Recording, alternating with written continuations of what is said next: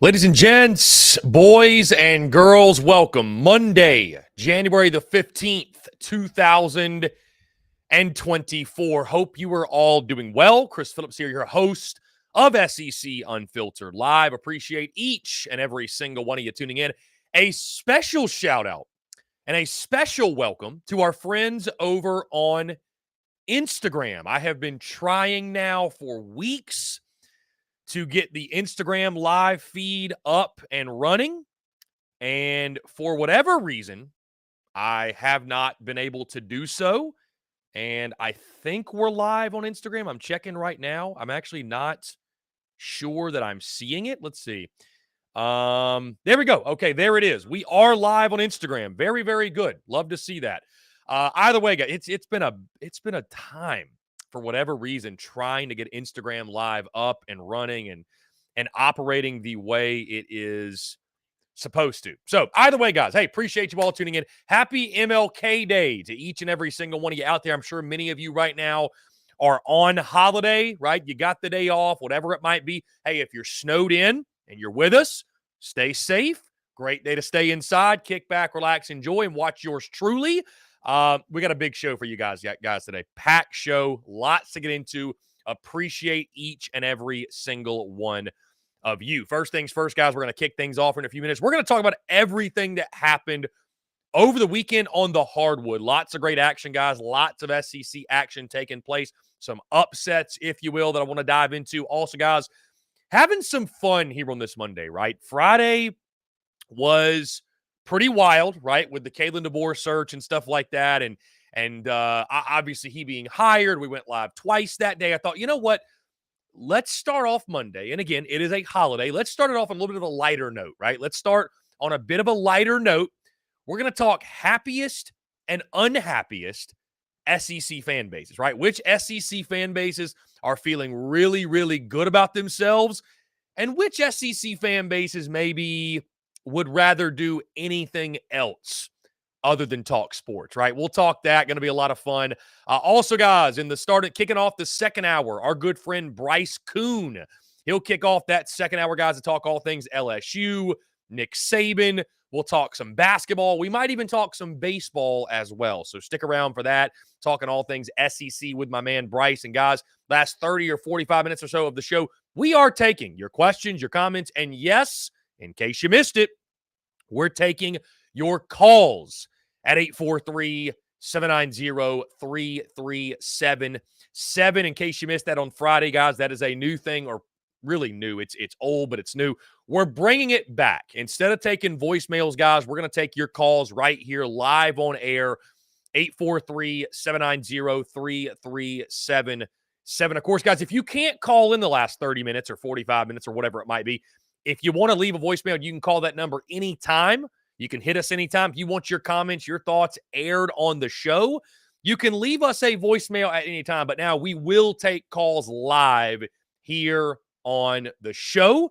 And I most certainly want to hear from you all. Again, guys, to those of you who are tuned in on Instagram right now, thank you all so much for being here. It is great to have you. I have been trying for weeks to get the Instagram live up and running, and for whatever reason, I just simply have not been able to do so. So really happy now to be live on Instagram as well, so you can catch us on X, on Facebook, on YouTube, on Twitch, and on Instagram. Maybe one of these days we'll go live on TikTok as well. I have no idea. Guys, on that note, be sure you hit that subscribe button on YouTube. Hit that bell icon so you get notifications as well of when we go live and when we drop new video content, which is every single day. Also, be sure to subscribe to the podcast, iTunes, Spotify, Google Podcasts, wherever you get your podcast. You can find us there at SEC Unfiltered. And of course, guys, stay tuned across social media. Follow us across social media. Content bleeding out of the eyeballs. Like I mentioned, a lot going on over the weekend. That's probably the most challenging part of SEC Unfiltered, is me picking and choosing what I specifically want to talk about. But I figured on this Monday, of course, we're going to talk basketball, guys, everything that happened on the hardwood. But I figured, again, we'll take a load off. We'll keep it light. It's a holiday, right? A lot of you, again, like I mentioned, are snowed in. I know our folks, our friends in Nashville, tons of snow. The weather kind of crazy right now. So kick the feet up. Let's talk some ball. Let's have a good time, right? The Yucks are coming here on this Monday. And guys, I see your comments as well. Babes and Waves, Bruce, Billy Cotton, Justin Langford, Ethan K, all of those in the comments. Thank you all so much for tuning in. Guys, with that being said, let's go ahead and get things rolling, guys. 2 weekends into conference play. And as I told you on Friday, or maybe it was Thursday last week, either way, I told you late last week, had this feeling, right? Had this feeling going into this past weekend that we'd see some chaos, we'd see some madness. And I'm not a big pat myself on the back guy when it comes to predictions and projections or what have you, because you miss so many of them, right? I mean, the best gamblers in Vegas, they nail 62% or so of their predictions, right? So you miss 38%. So I miss plenty. So I'm not someone that's going to pat myself on the back when I get one or two or a couple right or what have you. But as we start and we look back talking about the slate that was over the weekend, I want to give myself, shamelessly, give myself some credit. Because I went on record, I felt like, you know what? Don't sleep on Buzz Williams. Do not sleep on Buzz Williams' squad. Home game in College Station. Kentucky's had some close calls. Went with my gut. Went Texas A&M. Spread then comes out. Texas A&M favored. Texas A&M gets the dub. We start there, guys. We had a pair of overtime games, by the way, over the weekend. Texas A&M beats Kentucky, final score of 97-92. Now, I'll say this too, guys. There are so many games in a basketball season, right? When we drop things like power rankings, for example, which I dropped those today, I got Auburn number 1, right? Kentucky still number 3, A&M down around 6 or 7. Here's the reason. You can't overreact to one game. You just can't do it. It's just like baseball, right? Not quite as severe, but you can't overreact to one game. But I think what this past weekend showed, and for Texas A&M specifically, again, A&M is still one of the most dangerous teams in the league. And I don't want to sound like a broken record, but I think what we're going to keep saying every Tuesday, every Wednesday, every weekend is, man, the depth of this conference on the hardwood is better than it's ever been. Like, even the teams that you'd classify in the bottom third, right? The bottom of the barrel, if you will. They're still quality basketball teams. They can still beat you on any given night. And Kentucky learned that the hard way. How about Wade Taylor, guys? We talk about guys that could be player of the year, best players in the SEC. Wade Taylor, 31 points in this ball game against Kentucky. I mean, he went off. 31.6 rebounds, by the way, as well. He was 6 of 13 from 3. Took 24 shots in the game. 24 shots, but he was absolutely electric, guys. I mean, just incredible. Incredible. 11 of 12, by the way, from the charity stripe as well. Tyrese Radford, another guy, senior out of Baton Rouge, which, man, LSU missing out on him. 28 points to accompany. It was really Wade Taylor and Tyrese Radford from start to finish for Texas A&M. They combined for 59 of Texas A&M's 97 points. Reeves for Kentucky led the way, 22 points. Wagner with 18. Dillingham with 15. And how about Draymond Green coming out after the game, posting on X saying that Kentucky needs to get Dillingham, needs to let Dillingham rock. Get Dillingham the rock more. Pretty crazy when you see that happening, when you see an NBA guy talking about a college basketball game in that manner. But either way, guys, a huge win for Texas A&M, a great back-and-forth game. I mean, again, guys, obviously you go to overtime. Aggies find a way. We felt like it's like, okay, you're talking about some teams that are disappointing. When is Texas A&M going to wake up, right? When's Texas A&M going to get things rolling? Buzz Williams squad. I think you saw that in this game. Really impressive victory. Really nice. We'll see now, is this a game? Is this a performance that sparks Texas A&M?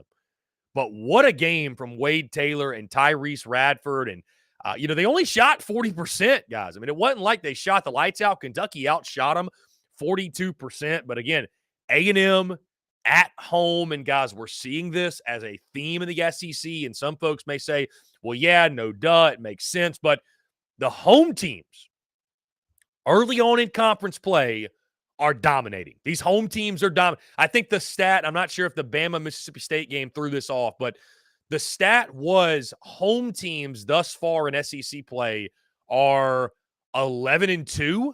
Even if you count the Mississippi State Bama game, if that's not included, if it's 11-3, still, guys, home floor means virtually everything at this point, especially when you're talking about splitting hairs on, this team versus that team, and you've got 1 point or 2 point spreads or what have you.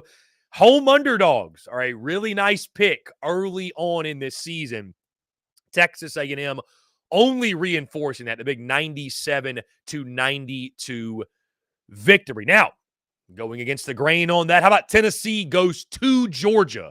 And I thought Georgia, guys, with a real missed opportunity. The Dogs, I tell you, the Dogs, much better than I thought they'd be. Much better. I mean, Georgia is legitimate on the floor this year. 85-79, though, Tennessee, they get the W. How about the performance of this kid? The Knecht kid. Dalton Knecht for Tennessee. 36 points in this ballgame. Dropped 36 on Georgia's head. Shot 60% from the field. 5 for 8 from 3. 7 of 9 from the charity stripe. Had 4 rebounds to go with it. 3 assists. He was fantastic, right? Ziegler with 18. Adu with 10 points and 15 rebounds, by the way. The thing about Tennessee, outside of their style and their physicality, they're going to beat up on you for 40 minutes. They have so many different guys that can make contributions, right? I mean, you go down the list of quality guys they have, quality bodies they have. It's going to be really, really tough. And I know Mississippi State just beat Tennessee, so they're certainly not unbeatable. But it's just going to be really, really tough to catch Tennessee on a night where everybody isn't clicking, right? Because they don't have to have everyone on every night, right? One night it's going to be Knecht. One night it'll be Ziegler. One night it's Vescovi. One night it's Adu. One night it's James. One night it's Awaka. The list goes on and on and on of quality bodies for Tennessee. It's going to be really, really difficult to catch them on a night where all of those guys go cold. But for Georgia, guys, I mean, you got Tennessee on your home floor. You're leading for a lot of this game. Abdur Rahim with 21 points. Thomason with 14 points. Damari Jr. with 13. Melendez with 13. But I think Georgia's going to look back on this game and give credit to Tennessee, by the way, defensively. Held Georgia to 33% shooting. Dogs did shoot 42% from 3, so they shot better from 3 than they did overall, but held them to just 33% shooting. In this game, Tennessee shoots 48%, 35% from 3. But I think Georgia fans, they're going to look back on this ball game. No shame in losing to Tennessee. No shame in losing to the 5th-ranked Volunteers, but a bit of a missed opportunity.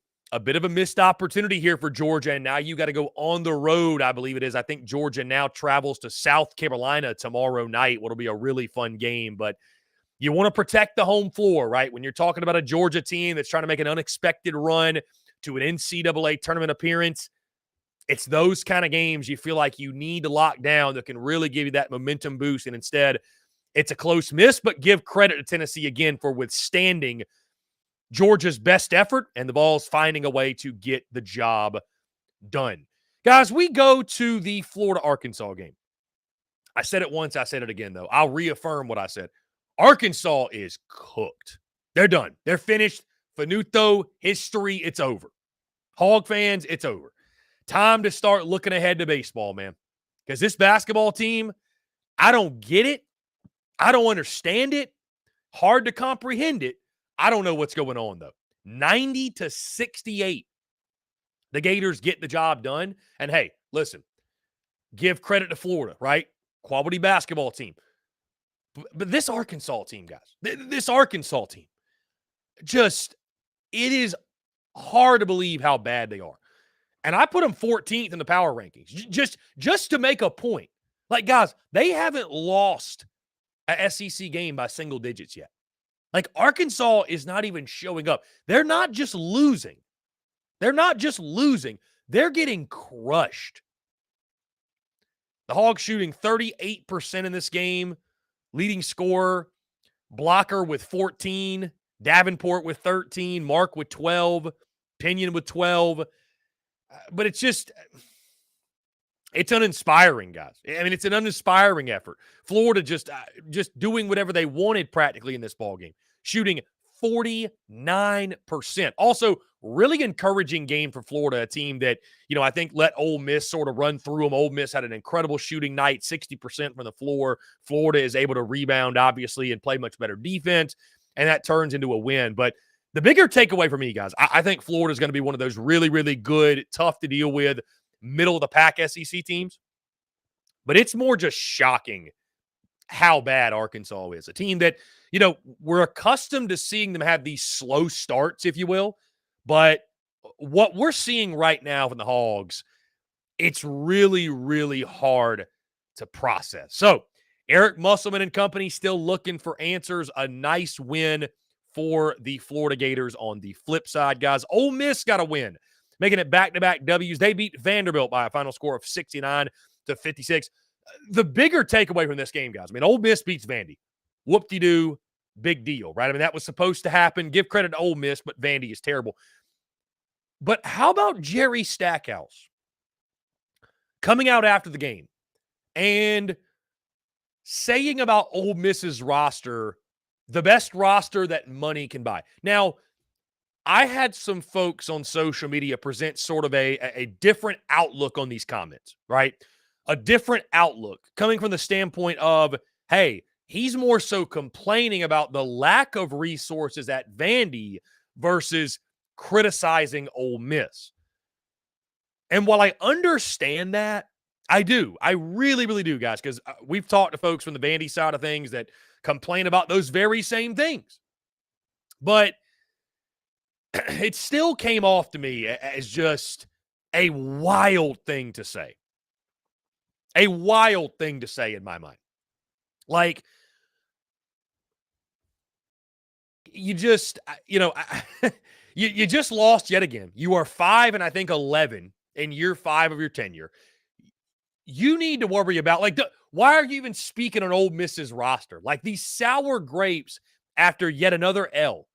And we are watching the Jerry Stackhouse era in Nashville just crumble before our very eyes. Like there's no question. Vandy really seriously might want to consider a midseason coaching change. Like no doubt. They really might want to consider it. I don't know that they will do that, but they might want to consider that. Again, Ole Miss, ho-hum, you get the W, Vandy, a team. Guys, I don't know that Vandy wins a conference game this year. I really don't. Like, they are bad, right? They're bad.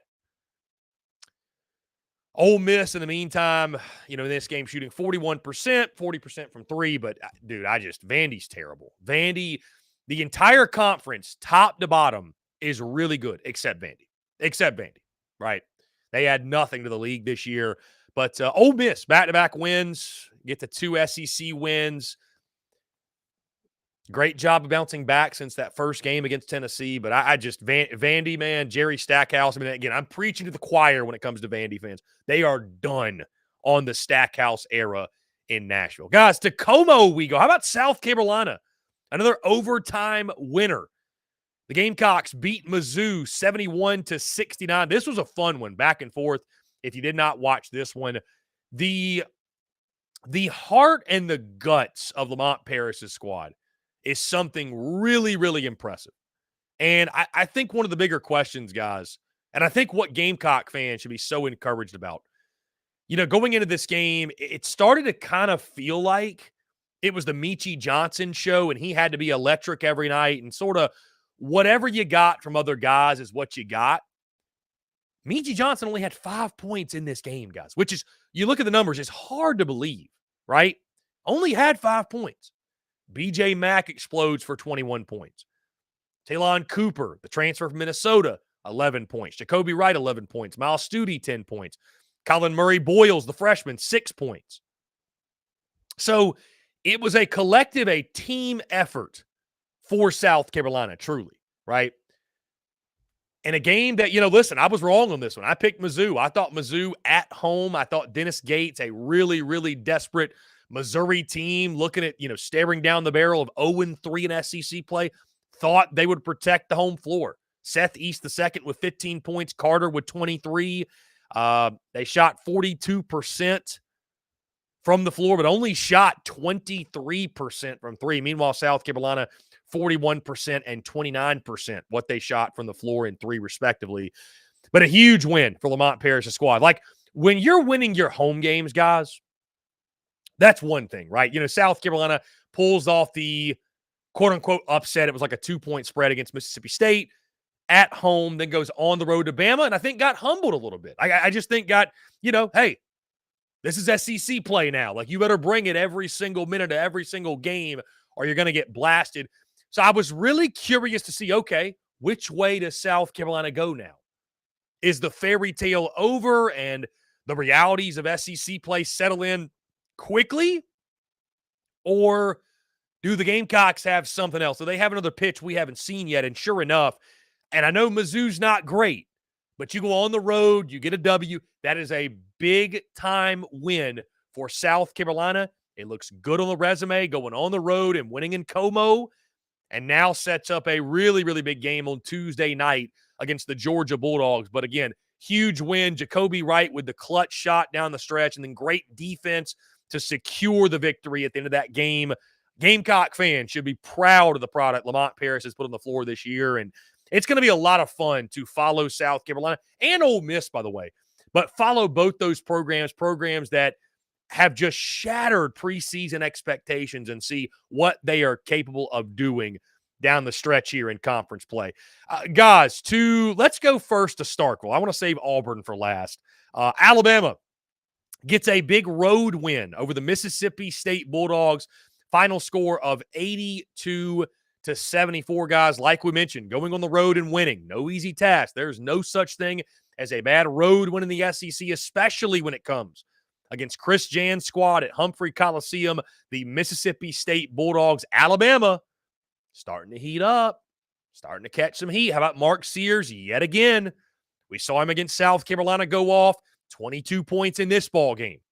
Alabama shooting 43% from the field, 36% from three. We know how lethal they are on the offensive side. Mississippi State did their best to keep up, 43% and 41% respectively from the field and from three.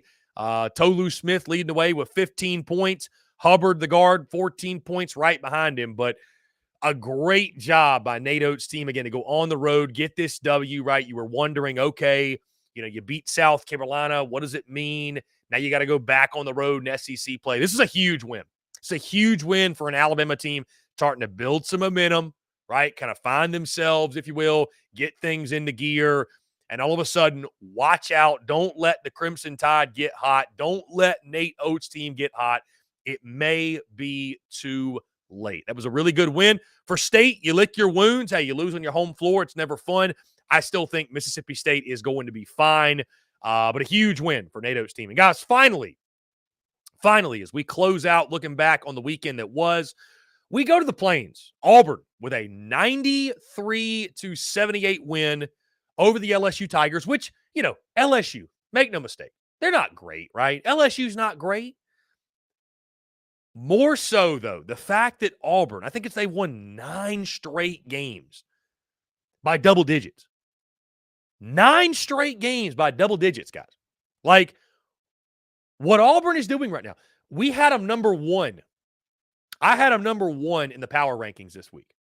Because at some point, you got to give some respect. Like, you got to put some respect on these teams. And you got to put respect on Bruce Pearl's team. Right? And I know they have not played the best of the best of the best in the SEC quite yet. Right? But still, Auburn has been wildly impressive. Like, they're not just beating people. They're pulverizing people, right? And it should probably come as no surprise because of, who and what Bruce Pearl is, right? Baker Mazara with 19 points, Broome with 18, Holloway with 13 points in this ball game. They shot 46% from the field, 40% from three. You look at LSU, 42% from the field, 39% from three.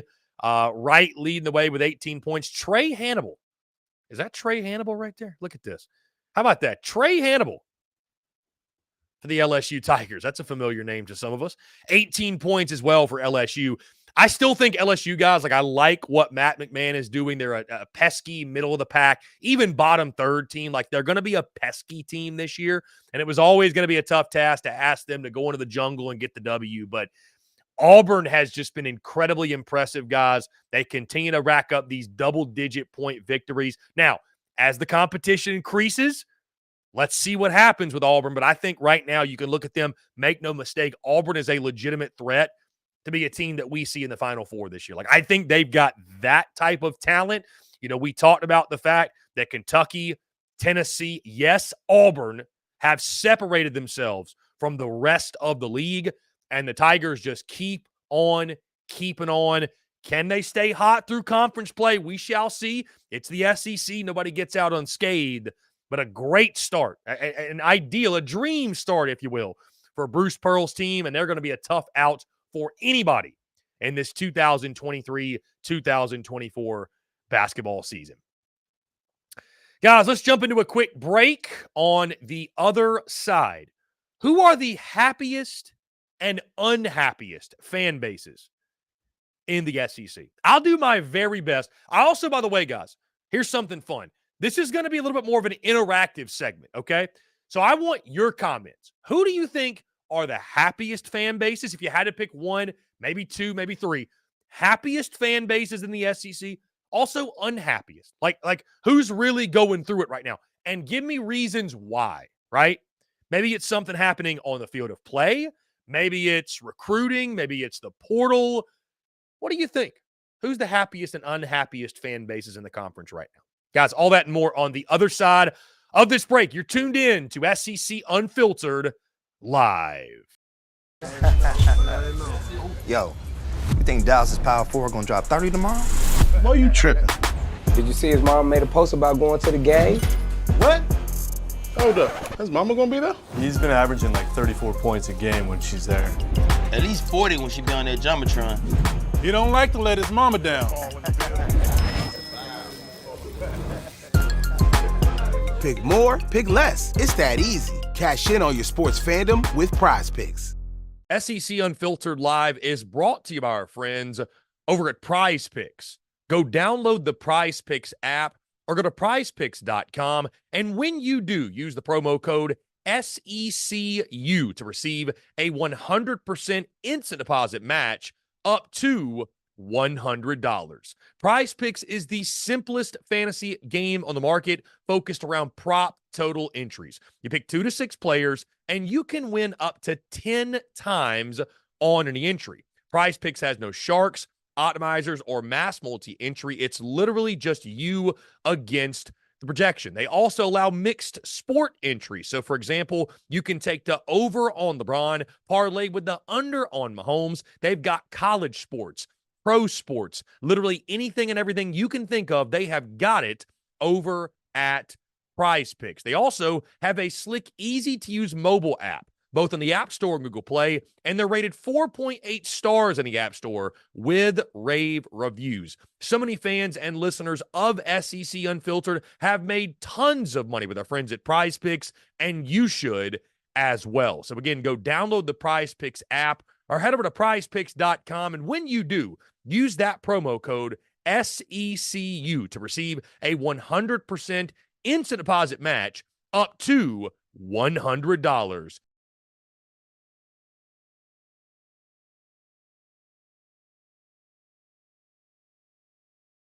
We're also brought to you by our friends over at MyBookie. When your money's on the line, choose a trusted sports book that gives you tools to win, like MyBookie. At MyBookie, it doesn't matter if your team is up or down. You can easily cash out or bet the game live to come out on the winning side. Use MyBookie for daily odds boosts, same-game parlays, and take advantage of huge prize pool contests. Every single sack, fumble, and touchdown is another chance to hit payday. To get started, go to mybookie.ag, and on your first deposit, use promo code SECU to grab a deposit match up to $1,000. Try the MyBookie money bag as well to grab a potential Super Bowl frontrunner at long shot odds, plus 38,000 on the Eagles and Chiefs. You won't find odds like that anywhere else. Bet anything, anytime, anywhere, only with MyBookie. Finally, SEC Unfiltered Live is brought to you by our friends over at Roback. Guys, if you haven't heard of Roback before, it's time to check them out. It's safe to say I'd bet on these guys any day of the week because I absolutely love their gear. I couldn't be more pumped to work with Roback. It's simply some of the most comfortable gear that I own. From the performance polos to the hoodies and the joggers, it's some of the best fit and best feel around. Roback's performance hoodies are some of the best pieces of clothing I've ever worn. I can't emphasize how soft these things are with great stretch and breathability. They're simply some of the best hoodies out there. Odds are, guys, if you see me during football season, baseball season, basketball season, or just here on SEC Unfiltered Live, you'll more than likely see me in a Roback hoodie. Secondly, guys, Roback's performance polos, they're some of the most comfortable polos out there. They're moisture wicking with 4-way stretch, making them perfect for a game day, and they have the perfect fit. With crisp collars that don't lose their shape, I could not recommend these polos more. In all honesty, guys, Roback's been gaining traction big time. I'm sure you've seen them. They've been working with some of college football's biggest stars, such as Alabama's quarterback Jalen Milroe and former LSU head coach Ed Orgeron. So go check them out now and use the promo code SECU on Roback.com for a generous 20% off your first order. That's spelled RHOBACK.com.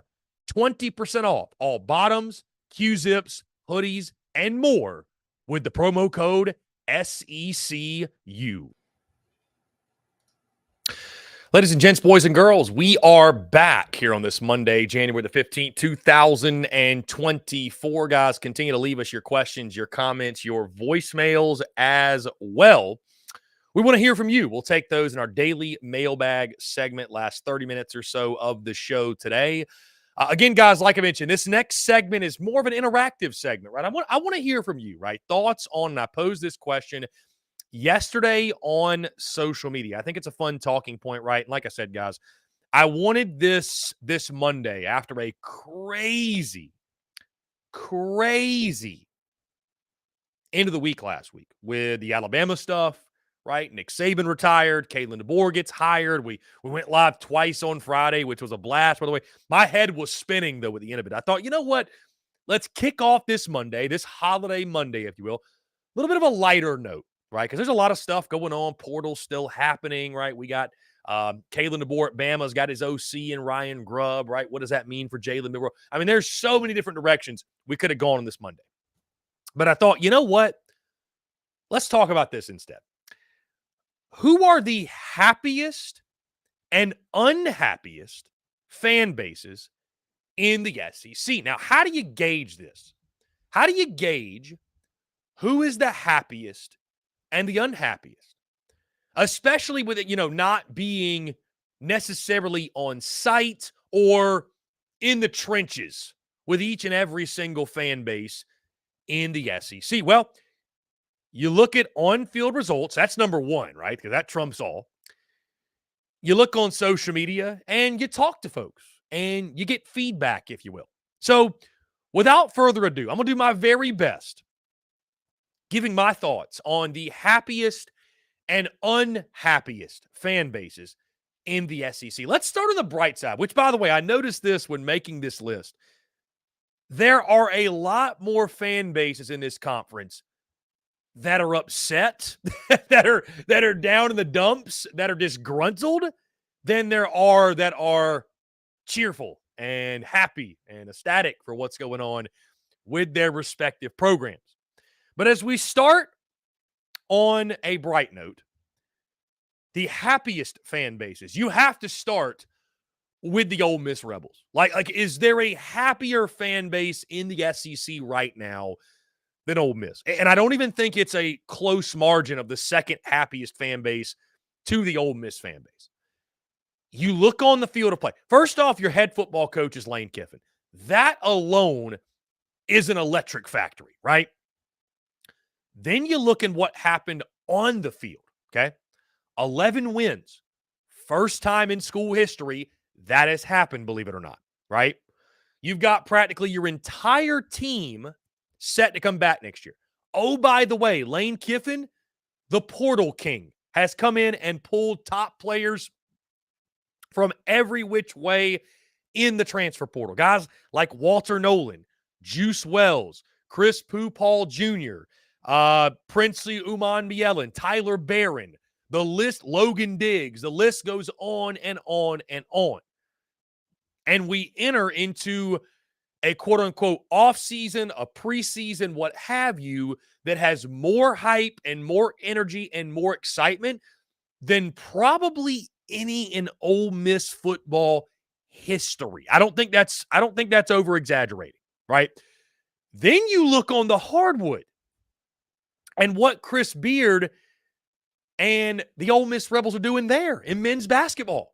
Like, who would have ever saw this start coming, right? A team that is 2-1 in SEC play has lost one game all season long. I don't have the overall in front of me, but I think it's like 14-1 or 15-1, something like that. Ole Miss very well could be an upstart or a surprise NCAA tournament team, a 7 or an 8 seed, what have you. Like, vibes are high. Year one at Chris Beard, zero expectations, right? There were questions about the hire in regards to, what he's done off the court and some of the personal stuff he's had going on. Nobody ever questioned the type of coach he is, though, and what type of product he could put on the floor. But to have these type of results this quickly, and then you look at baseball, and we're going to start diving into more baseball stuff here in the near future, guys. But I think Ole Miss baseball is set up really well to bounce back. I really do. I think Ole Miss baseball, it can't get much worse than it was last year. A team that won the national championship and then completely missed the conference tournament. But either way, Ole Miss baseball is still always primed to make a run. They've got a great program. That's one of the best programs in the SEC. So vibes are high, though, guys. And admittedly, as you can probably tell, as you already knew, like, the way football is going really dictates the mood of a fan base. Let's call it for what it is, right? Let's call it for what it is. So Ole Miss, I think, is the happiest fan base in the SEC. And I don't think it's even particularly close, at least right now. Now, this is not in any particular order, by the way, but happiest fan bases I've got listed. I've also got the Georgia Bulldogs. Now, I understand Georgia fell short of expectation. I get that. In this past season, I totally understand. But guys, here's what you have to keep in mind. Georgia just went, 12-1, right? No, 13-1, excuse me. 13-1. No. I'm getting my records mixed up. Either way, Georgia lost one game, SEC title. Yes, 13-1. I for some reason just lost track of the record. Went 13-1, beat Florida State like a drum. And oh, by the way, the biggest news of the offseason for Georgia, guys, no more Nick Saban. No more Nick Saban. Ding dong, the witch is dead. He's gone. He's donezo. He's history. And I know Bama's not going to fall off the map, but for a program in Georgia that had been tormented by Lord Saban himself, that's a huge boost. Also, Georgia hoops has really, I think, overachieved. Georgia baseball, right? There's a lot of feels like positive days on the horizon, right? I think Georgia's going to be a sneaky good team this year in the SEC postseason team for sure. But again, football is king, and Georgia now with the retirement of retirement of Nick Saban. I'm getting all twisted up. The retirement of Nick Saban, Kirby Smart is now de facto the best coach in college football. Like, there's no question. I don't think there's even a debate. He's the best coach in college football. By far the best coach in the SEC. So, Georgia fans, they're one of the happiest fan bases in the league. Not because they won a national title or because, basketball is doing anything necessarily crazy, but the simple fact that Nick Saban is no longer in Tuscaloosa or no longer the head coach of the Alabama Crimson Tide, that brings a smile to every dog fan's face. And Georgia fans are counting down that ball game in Tuscaloosa. It'll be Kalen DeBoer's SEC opener. And boy, them Georgia fans, they are looking forward to giving him one rude awakening and one rude welcoming, if you will. Guys, I think Missouri's on the list, too, the short list of happiest fans. Again, basketball not going well, but football is king. And you're coming off of a 11-win season in which you beat Ohio State in the Cotton Bowl. Like, it doesn't get much better, guys. And oh, by the way, the thing that all three of these teams, these three fan bases, these programs I've mentioned have in common, they're all dreaming of a college football playoff appearance, and those are realistic goals for them, right? So it's a great time to be a Mizzou fan. Again, men's basketball, not great. Baseball, probably going to be picked near the bottom of the SEC East, but football is king. And after the football season that Mizzou had, again, they're not happier than Ole Miss. They're not the top, but I think certainly Mizzou fans have a lot to feel good about right now. Finally, guys, because I'm not going to list, 7 or 8 teams here, the happiest fan bases in the SEC. I think Tennessee. I think you can throw Tennessee in there as well. Tennessee, guys, Tennessee at this point probably has the most well-rounded athletic department in the SEC. I think you could make that argument. Think about it. In football, right? 8 regular season wins, 9 with the bowl win. You got Nico coming in, going to be taking over as QB1. Guys, I think Tennessee is a realistic, legitimate playoff contender in 2024. You go 10-2, you're in the college football playoff. I think Tennessee can get to 10 wins. I think Nico is the truth. I think he's going to be that dude under center for the Volunteers, right? So you've got incredible optimism on the gridiron. Basketball, Tennessee's one of the best teams in college basketball. Make no mistake, there's no debate there.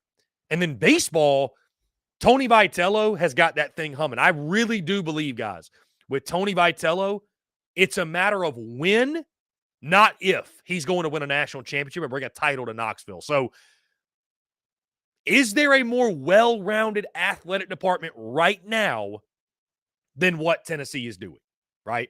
Maybe TBD with what does Ole Miss baseball do, right? But even with that, Tennessee's got it rocking on the gridiron. I think they do.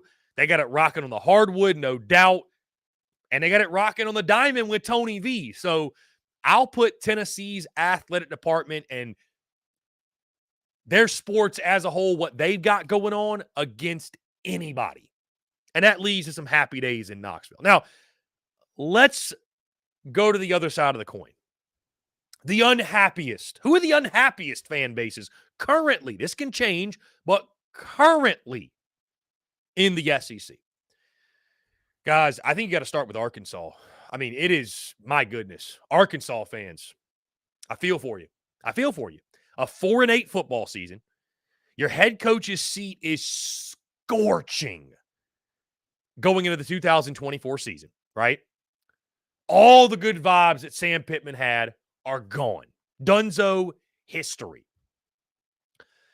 Then you're thinking to yourself, if you're an Arkansas fan, okay, well, men's basketball will give us some relief, right? Muss in the game. They got a good team coming back.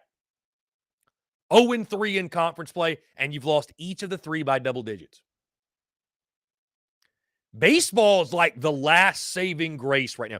If baseball season does not go well, for whatever reason, if Dave Van Horn's team does not pan out for whatever reason, it's going to be like cruel and unusual punishment for Hog fans. Good news is this. Arkansas should pan out. They're a preseason top 5 team. They're going to have one of the best pitching staffs in college baseball. They're incredible, right? Like they're going to be really, really good. But Arkansas fans are going through it right now. And again, like we mentioned, football's king. And when your football team goes 4-8 and has the kind of season they had, it is very, very, very trying times down in Fayetteville. Now, another unhappy fan base, guys, I go to Florida, the Gators. And this really stems from the football side of things, right? Because I think Florida's a really unique case to where, basketball can be doing well and baseball can be doing well. But if football's not doing well, and this isn't something we're used to talking about because, heck, I feel like for as long as we can remember, Florida football has done well. Haven't been a whole lot of off years in Florida Gators football history, at least recent history, like since 1990 when Steve Spurrier got there, right? Like there haven't been a ton of those years. Haven't been a ton of off years, if you will.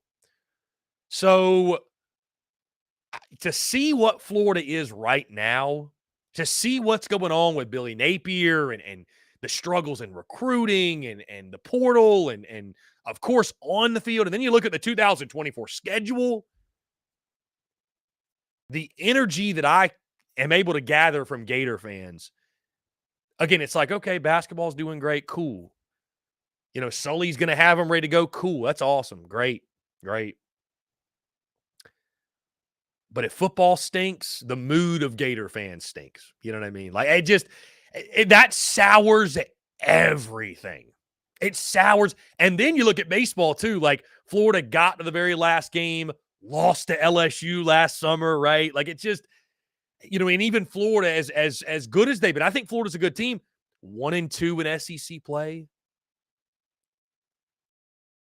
But football, really, the football program being where it is, that's the thorn in the side of all Gator fans out there. Guys, I got Vanderbilt on this list as well. Just because Vandy fans have nothing to be happy about. Like that's it. Vandy fans can't wait for baseball season. Football, terrible. Basketball, terrible. Baseball, maybe it's the saving grace. Maybe it isn't. Our friends over at the Door Report, my good buddy Billy Derrick, they're struggling right now, folks. They are holding on for dear life. Another unhappy fan base, guys. I'm going to go with South Carolina. I think South Carolina, one of the unhappiest fan bases in the SEC right now. If you want to know how the South Carolina fan base is feeling, folks, dive down a rabbit hole and spend 5 minutes on X looking at South Carolina social media. Gamecock Twitter, as it used to be called when Twitter was still a thing, right? When it wasn't X. My goodness. What you will find. My goodness. Again, guys, you go 5-7. You lose some of your top guys. Juice Wells to Ole Miss in the portal.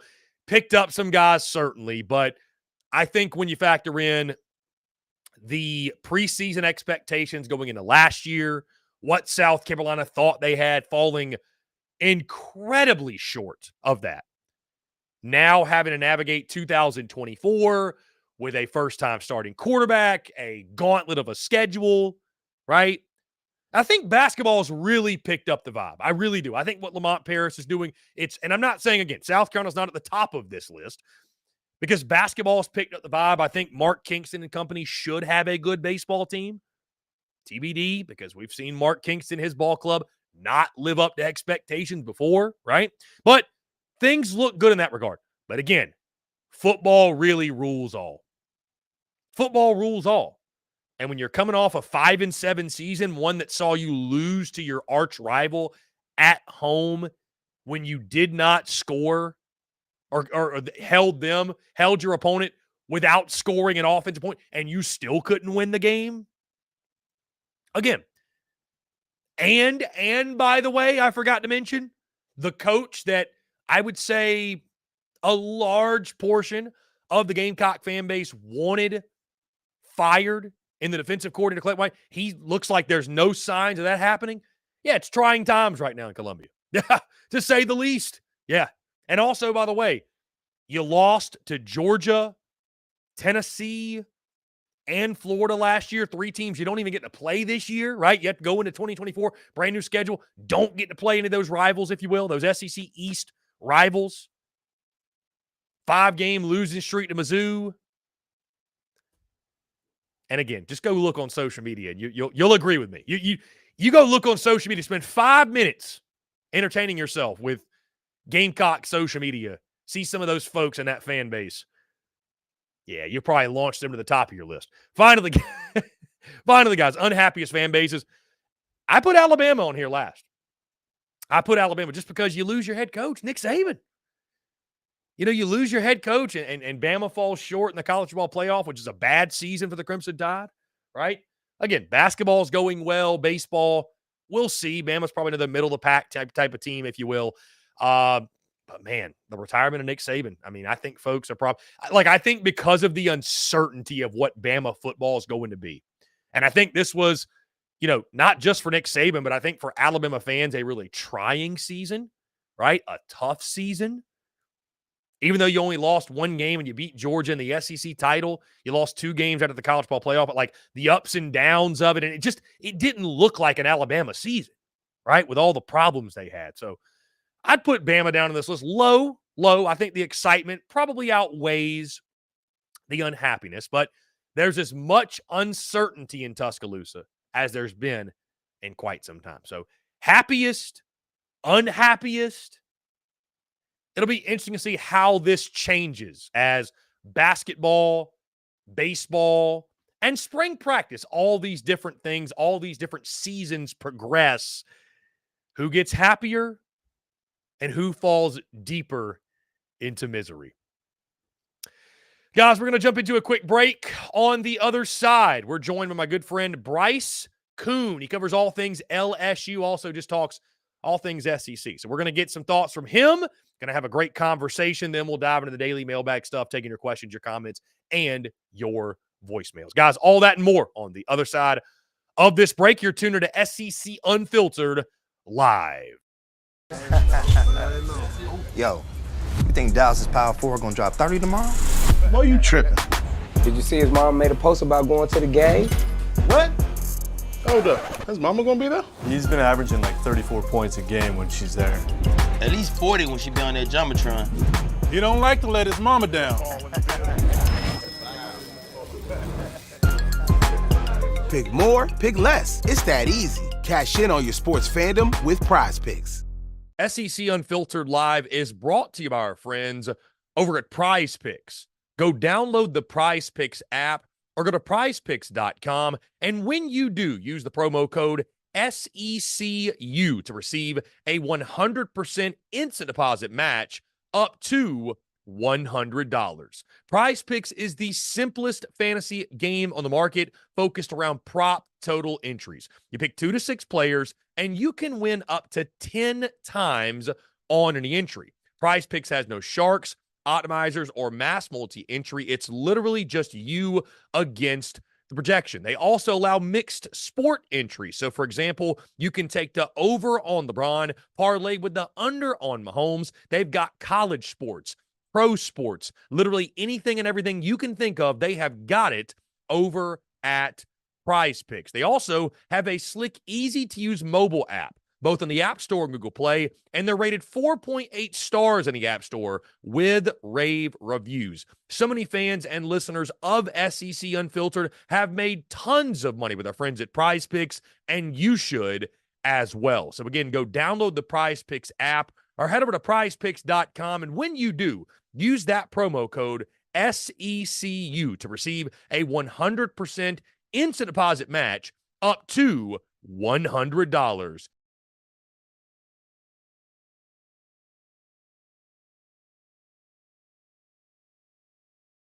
We're also brought to you by our friends over at MyBookie. When your money's on the line, choose a trusted sports book that gives you tools to win, like MyBookie. At MyBookie, it doesn't matter if your team is up or down. You can easily cash out or bet the game live to come out on the winning side. Use MyBookie for daily odds boosts, same-game parlays, and take advantage of huge prize pool contests. Every single sack, fumble, and touchdown is another chance to hit payday. To get started, go to mybookie.ag, and on your first deposit, use promo code SECU to grab a deposit match up to $1,000. Try the MyBookie money bag as well to grab a potential Super Bowl frontrunner at long shot odds, plus 38,000 on the Eagles and Chiefs. You won't find odds like that anywhere else. Bet anything, anytime, anywhere, only with MyBookie. Finally, SEC Unfiltered Live is brought to you by our friends over at Roback. Guys, if you haven't heard of Roback before, it's time to check them out. It's safe to say I'd bet on these guys any day of the week because I absolutely love their gear. I couldn't be more pumped to work with Roback. It's simply some of the most comfortable gear that I own. From the performance polos to the hoodies and the joggers, it's some of the best fit and best feel around. Roback's performance hoodies are some of the best pieces of clothing I've ever worn. I can't emphasize how soft these things are with great stretch and breathability. They're simply some of the best hoodies out there.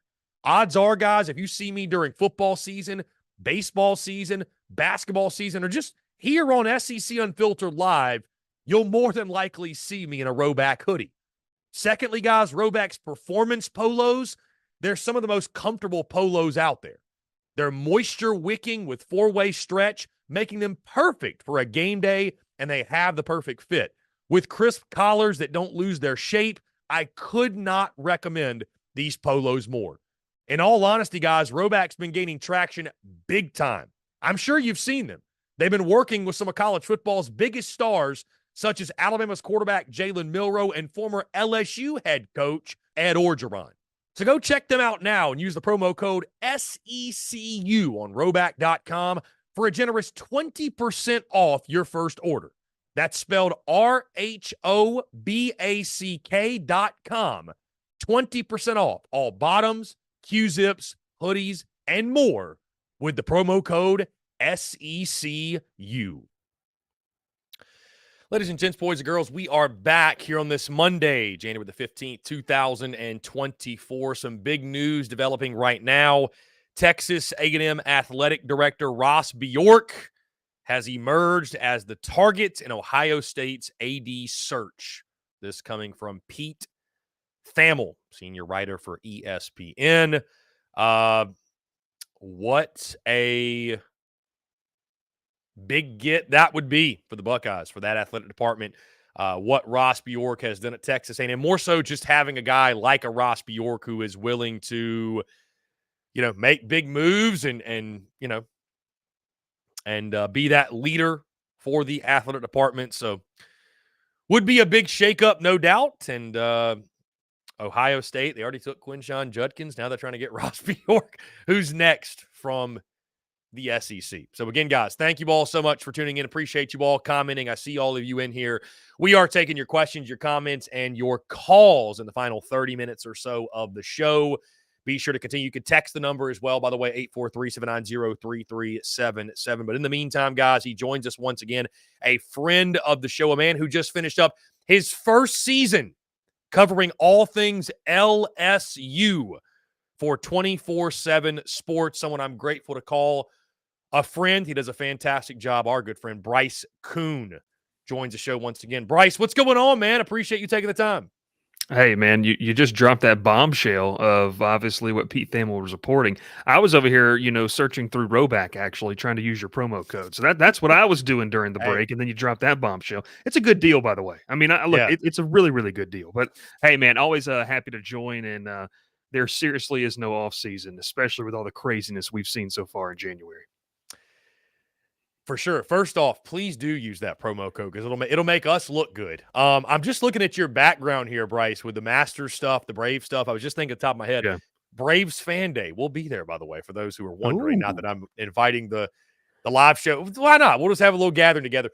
Braves Fan Day coming up January 27th, I think it is. Either way.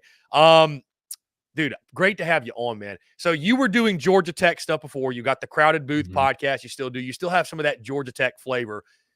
This past season, your first season covering LSU, talk about the contrast, the differences, I don't think it's throwing shade at Georgia Tech to say football is different on the Bayou than it is in Atlanta. So what were the differences? Some things you like, some things you missed about the Tech beat versus LSU. And again, it was a fun season for you in that first season.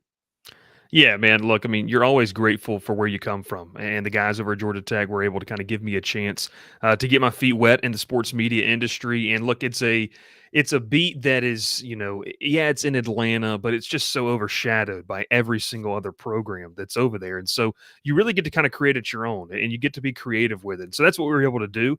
And we've been blessed to really kind of carry through even out through last season as kind of just like an independent podcast and really just kind of talk, shop with fans. And so that was a blessing. But man, look, I grew up an SEC fan, an SEC guy. You know as well as I do. I mean, it's just different. And to go from, and this is no shade, a stadium that seats 50,000 to a stadium that seats over 100,000, playing with, a Heisman Trophy winner and just all the legends that have come through Tiger Stadium. It's unbelievable. And so it's been a great season. To kind of watch, and cover a guy like Brian Kelly, which, he's never not in the limelight of the college football landscape in the world. It was a blessing. And man, I can't believe that we're sitting here in January because it feels like we were just getting ready for fall camp. I think I hopped on your show during August and we just kind of sat there, we're talking shop right after SEC Media Days. And now we're trying to look forward to going to Dallas and cranking it all up again. Hmm. Bryce, side note before we get into the LSU stuff, you're obviously a big fan of the NCAA football video game. You do a lot of like dynasty stuff, road to glory stuff. How excited are you for the release of the new game this summer? Man, look, it's the little kid in all of us, isn't it? I mean, that's like the greatest game ever. And so I'm pumped. I was disappointed during the national championship. I saw your tweets. I saw everyone's tweets about it. It is what it is. I've already started to lay the framework and the groundwork. I think you know this, but my wife and I are welcoming a little baby girl in June. So I've got to those late nights when the wife's asleep and I'm going to have the baby over here in the crib and we're going to be playing NCAA 25, hopefully. But no, she's not going to watch this episode, unfortunately. But so don't tell her I said that. But we're trying to lay the groundwork for that. But man, I'm pumped. That game's going to be awesome. So, Bryce, moving to all things Bayou Bengals, I want to first ask you about, you mentioned again, this is your first season down at LSU, covering a guy like Jaden Daniels. And again, for your first season, little did you know that you would be following day in, day out a Heisman Trophy winner. What was that like following him week by week? And when did you know that he was having a Heisman caliber season? Because it's one thing to have a good season. It's one thing to have an all SEC season, but to have a Heisman season and to win the Heisman when your team goes 9-3, like you have to be another level of exceptional, right? Because as well as I do, typically the Heisman is the best quarterback on the best team, right? Like your team needs to do well. We don't see like back in the day, we saw Heisman winners on 6-6 teams. That just doesn't happen anymore. So following him from start to finish, can you just detail and recollect how special that was? And when did you know that it was a Heisman level type of year for him? Yes, I'll do it in kind of, 3 layers here. We go back to fall camp and all the talk was this offense felt more comfortable. Jaden felt more comfortable. Felt like that maybe the square peg into the round hole they were trying to fit him in year one, that first 6 weeks, of the 2022 campaign. Both Mike Denbrock, Joe Sloan, and Jaden Daniels kind of sat down and said, hey, this is the plan going forward that we need from you. And then Jaden Daniels kind of reiterating, hey, this is kind of where I feel like I fit. And they tailored it towards him. So you could see glimpses in fall camp. But like Chris, I mean, it's one of those things where you can only take so much from seeing guys going against each other in the same uniform. You're ready to kind of, see that. Obviously, the Florida State game, was just – I tell fans, the only reason you even made that game close was because of Jaden Daniels. You go back and look at his numbers. I mean, that's the only reason that game was even close, and no one else really played well. Then you kind of get into the heart of the season, and I was on the field for the Ole Miss game up there, where obviously Ole Miss storms the field, just an unreal atmosphere over there in Oxford, and you kind of got the feeling from there when Ole Miss won that game. It's like, he's going to have an unreal season because they've got 2 losses. If they're going to crash the playoff as the first ever 2-loss team, which was still very much in the cards, you could have beaten Alabama, beaten an undefeated Georgia, and there's a really, really good case for that. But you had the feeling there, it's going to take a special season. And you saw the glimpses. I mean, you go back in some of those throws he makes to Brian Thomas and Malik Neighbors, they're NFL level throws. We then go to Missouri, and we're up there in Columbia, and I believe it was an 11 a.m., local time kickoff, and they go down early by like 14, 17 points, and he just wills them back. I mean, they legitimately think he might have broken a rib trying to get into the end zone, and that's the storylines that start to kind of develop. Then you have the Florida game where he just goes off like the 275-yard plus touchdown runs, and I would say in between the Missouri and the Florida game, you're like, okay, he's got a shot.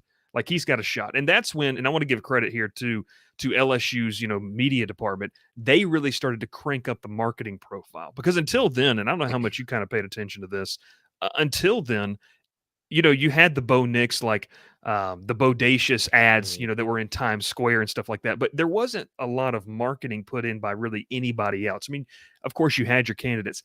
That's when they started, That Kid Jaden, the little documentary series that I encourage, fans of college football to go check out because it's a great story. But I would say it's the Missouri, the Florida game. In between those, you start to kind of get the feeling of he's got a legitimate shot here. And even though it was a Florida team that really wasn't that great, when you're, setting SEC total yardage, records, I don't care. It's not, it's not a high school football team out there. That's an SEC defense that you're playing. And he made them look like a high school team. And so I think with that, and then, the Texas A&M game, we walked off the field of Texas A&M and he's heading into the locker room. And you kind of get the feeling of like, we've covered this guy all season, but it never really hit us. Hey, this is it. Because, I didn't think he was going to play in the bowl game. And he's walking off. You can tell he's starting to take it in. He and Malik Neighbors have a really kind of cool moment together. Those two guys, which are going to be LSU legends forever. And man, it's just, look, you're told not to be a fan, as a reporter, as a media member. But look, it's hard not to root for guys like that. Jaden's such a humble guy, and just kind of see his growth throughout the season. It was really and truly like a blessing just to be a part of that. And that kid is really, really, really talented, and he's got a good head on his shoulders, which obviously helps for the next level as well. Now, Bryce, it's been a crazy last couple of days going into late last week as Nick Saban officially announced his retirement, walks away from the game. Kalen DeBoer has been hired as Alabama head coach. I first want to get your take on this because, again, you're as tied in with the LSU fan base as anybody. What has been the reaction from LSU fans? Because this is a guy in Nick Saban, right, that we all pay our respects to the GOAT, but I think I posted this late last week and said, hey, listen, there's a ton of SEC fan bases out there that are thrilled. I mean, they're giddy. They're giddy, This guy. He's finally gone. So what's been the reaction from LSU fans? Because I have to imagine, and this thing came out of nowhere, right? Like we knew this day was coming soon, but for him to actually hang it up, I have to imagine LSU fans, if they're honest, they're like, thank goodness. What have you taken away? Your interaction's been like, and just the overall vibe around the Bayou Bengals, if you will. Yeah, I mean, look, first off, I think that there's some fans have acknowledged that LSU football is what it is because of Nick Saban back in 2003. And there has been a, as much as we couldn't stand the guy when he was in Tuscaloosa, we respect him because he really kind of, LSU has always been a great brand, but you go back to the early 2000s and what he did down here in Baton Rouge and then kind of catapulted them into the Les Miles era. They had Orgeron. I mean, it's just been a really successful run of 20 plus years now. So that being said, of course, you're right, Chris. I mean, this is a group that, is excited, that the big hurdle seems to kind of be gone in the SEC. Now, for LSU, you go back and look at their history. It has taken historically great performances to beat Alabama. Just like it has for a lot of programs. You go back to Joe Burrow and that crew in 2019, even 2022's team with Jaden Daniels and them just kind of, willing that game there towards the end with a great overtime play. So you bring in, obviously, a guy like Kalen DeBoer, who is going to be a knockdown no matter what. Like, I think that's the one part that LSU fans have said, and I've kind of encouraged them to be like, guys, yeah, Alabama's going to take a step back, but it's because they were at a level nobody in this sport was at for the past decade and a half. I mean, that's just the fact of what this is. So, for LSU fans, they're excited, and then I would kind of, cap that with, now's the time. I mean, you see what Brian Kelly has done on the coaching circuit, bringing in Blake Baker from Missouri, bringing in Bo Davis, and then obviously, the cornerbacks coach needing to be the final piece of the puzzle. Look, I mean, the goal is to say, hey, Nick Saban's gone. We know we're going to no divisions. We know Texas and Oklahoma are getting added, but this is a full-on, full court press from Scott Woodward, the AD, Brian Kelly, to say, hey, we want to rise and raise up into that tier 1 where Alabama once was, to try to, make ourselves the leaders in this new era of SEC football. Bryce, do you feel like LSU, and again, we're very early on, right? I mean, it's literally middle of January. We got a long way to go until toe meets leather on 2024, although the season never really ends. Like football season, 24/7, 365 with the portal, recruiting, all that good stuff. I say all that to ask you this, though, Bryce. Do you feel like LSU is being a little bit overshadowed, if you will? Or maybe do you think they're going to be underhyped because of what Ole Miss is doing, right? Ole Miss is that team, winners of 11 games, first time in program history, what they've done in the portal. And I mean, I think they deserve the hype, but it's kind of a weird feeling to where, like you mentioned, Nick Saban walks away and LSU wasn't really the first team I thought of as like, who are the biggest winners from this?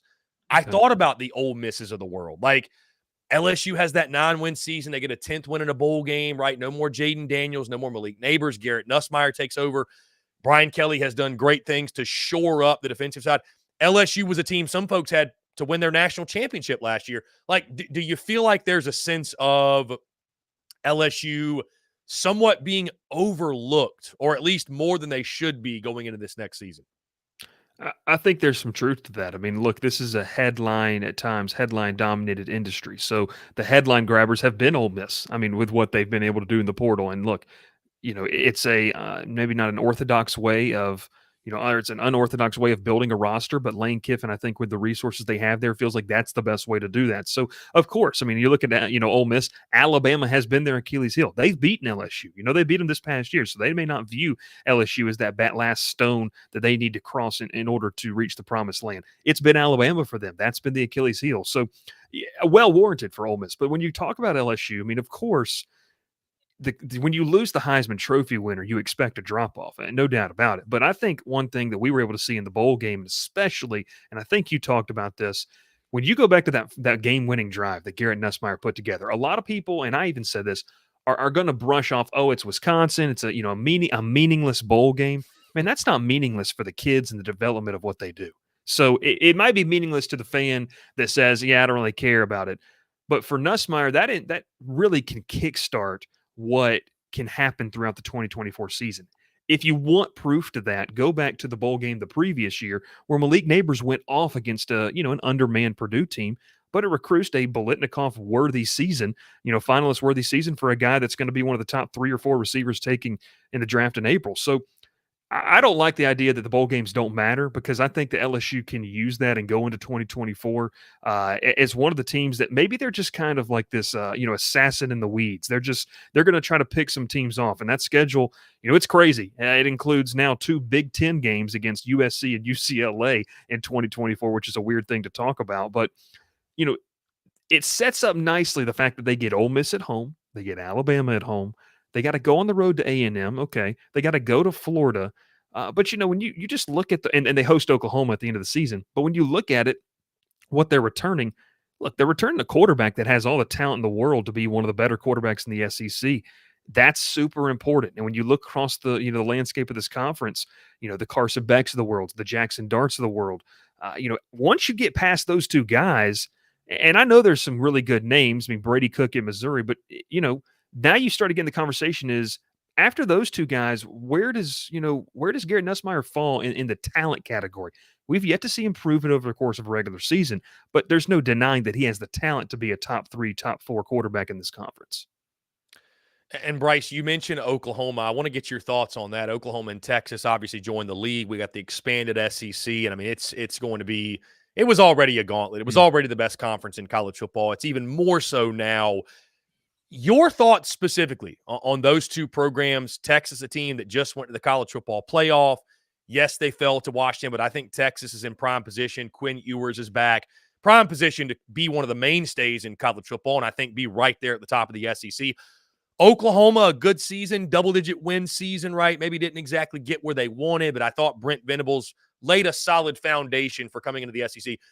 If you had to buy stock in one of those 2 programs that they're going to be one of the elites in the Southeastern Conference. And this could fluctuate year to year because the SEC, it's going to be so competitive.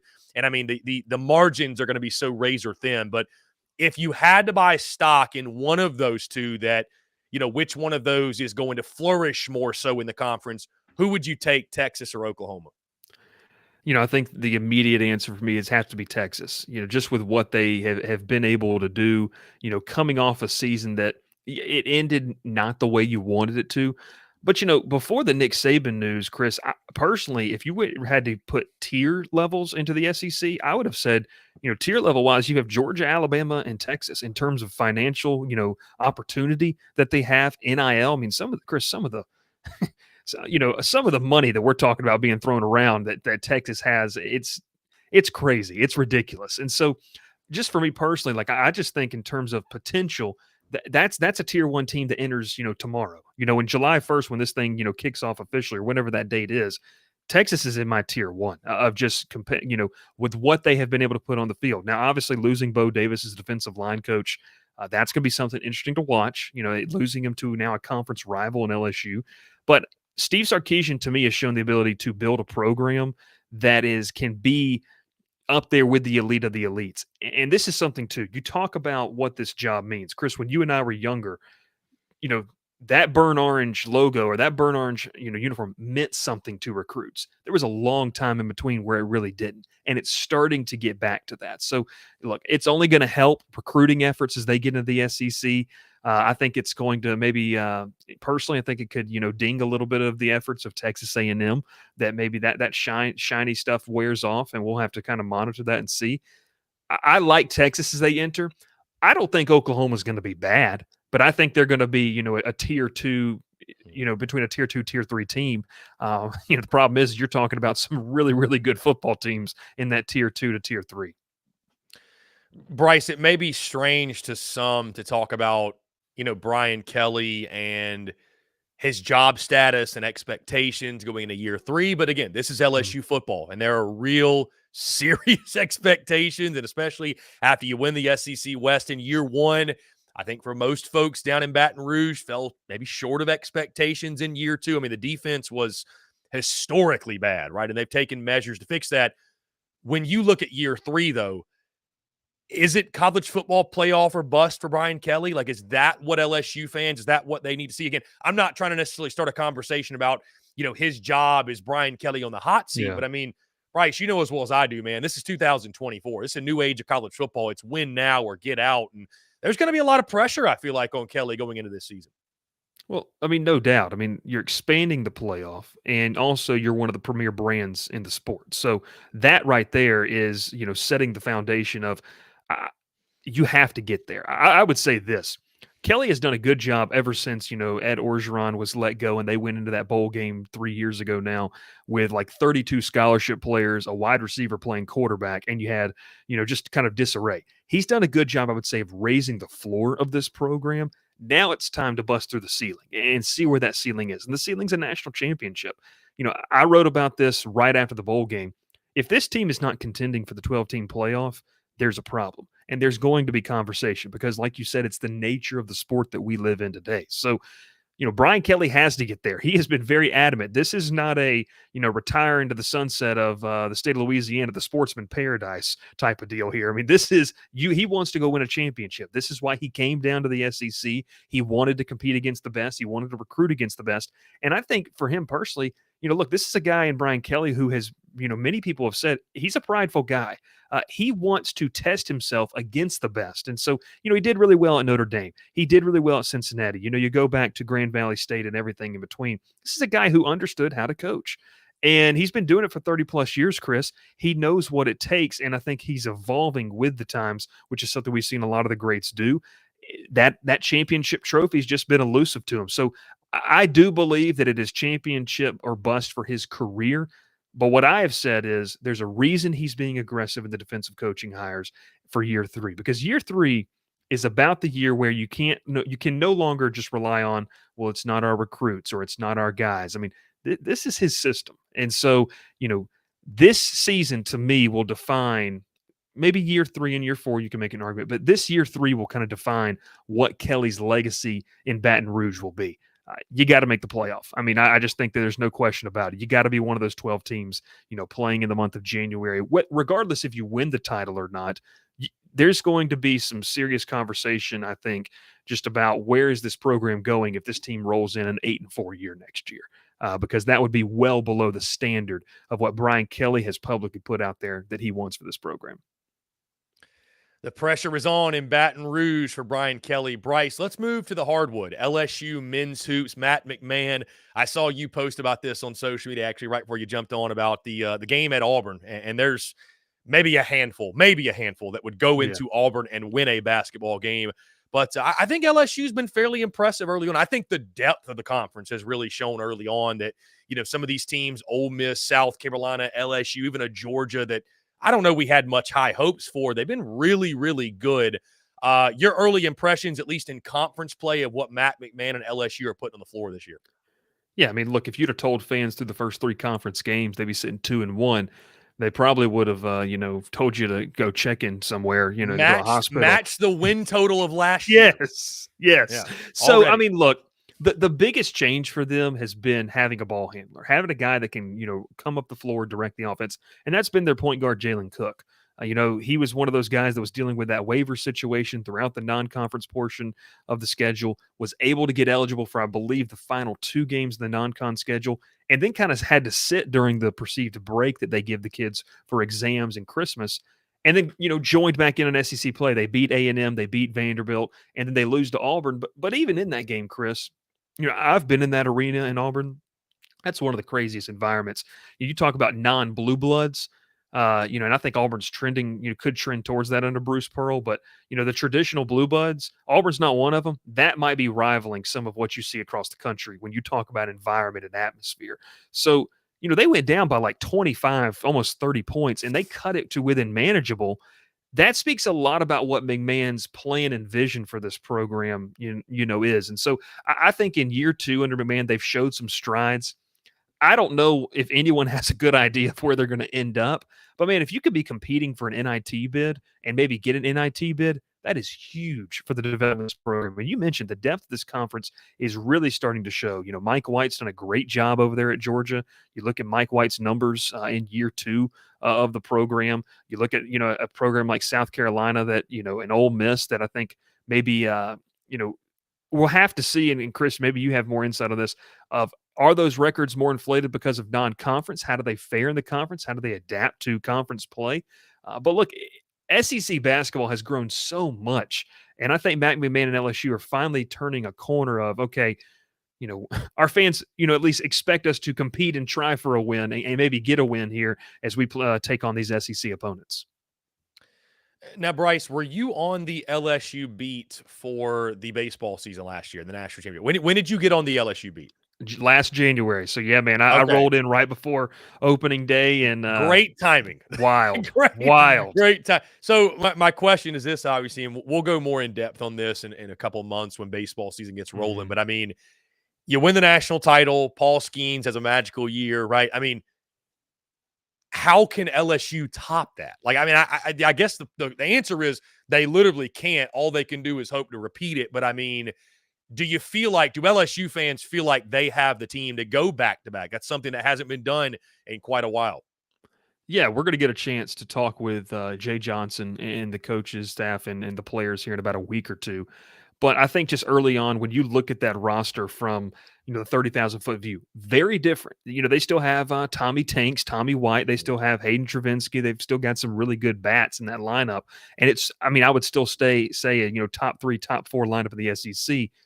But it's different this year heading into the 2024 campaign. They feel like they've probably got the best pitching staff, which is kind of scary considering what they put out there, last year. They even think it's a deeper pitching staff.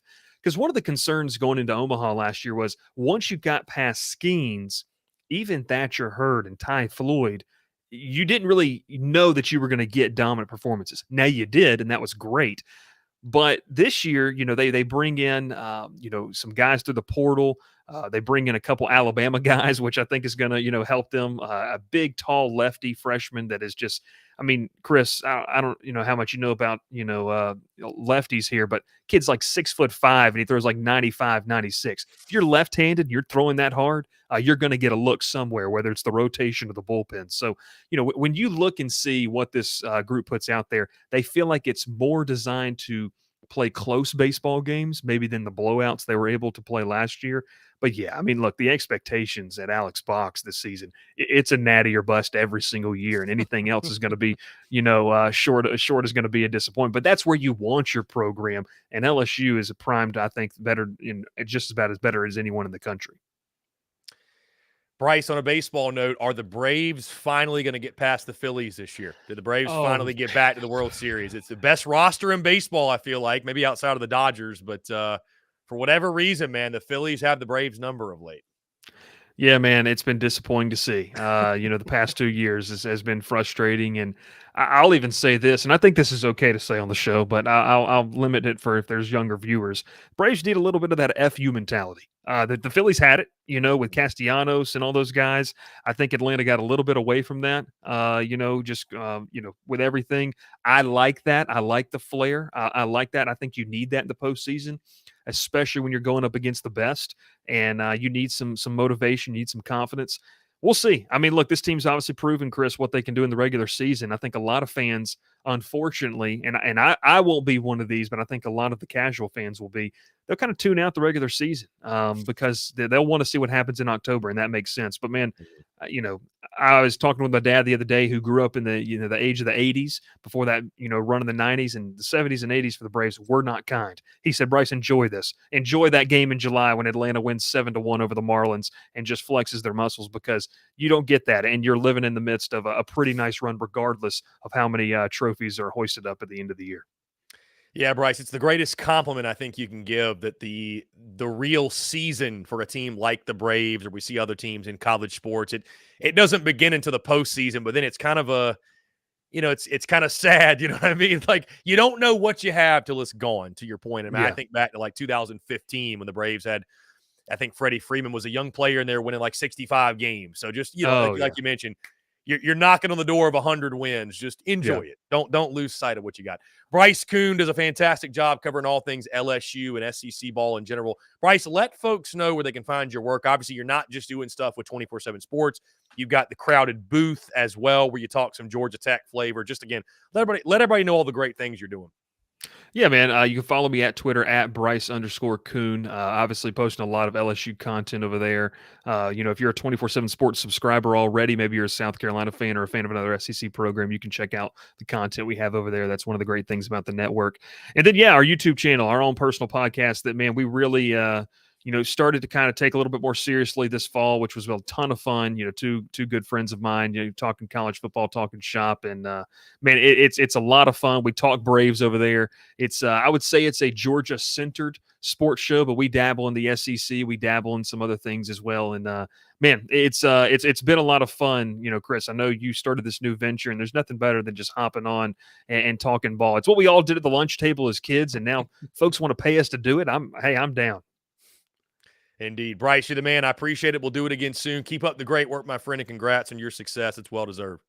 Appreciate it, Chris. You have a great rest of your day. Yeah, man, you too. Thank you so much. Great stuff, guys, from Bryce Koon. Always a pleasure chatting with him. Guys, we're going to jump into a quick break on the other side, the daily mailbag segment, taking your questions, your comments, your voicemails, your calls. See, I got to get used to that.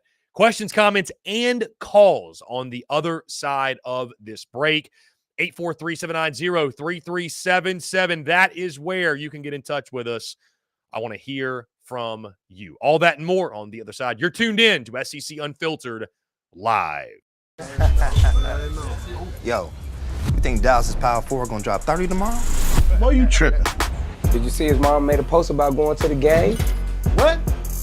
Hold up. His mama gonna be there? He's been averaging like 34 points a game when she's there.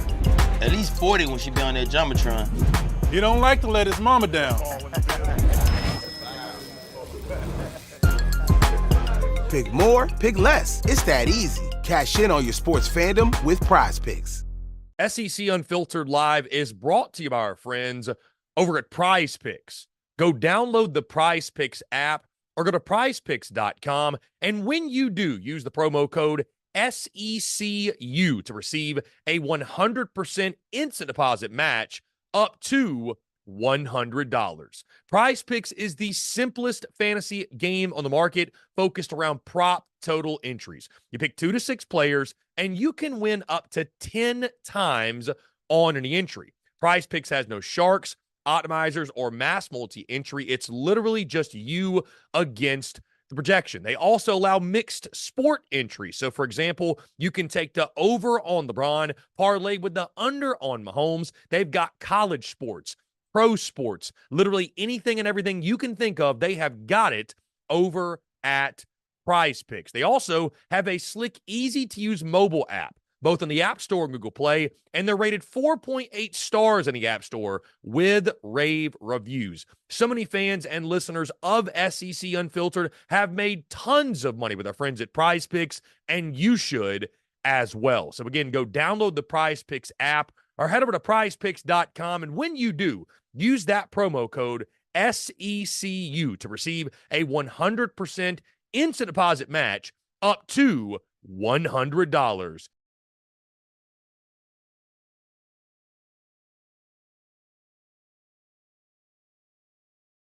We're also brought to you by our friends over at MyBookie.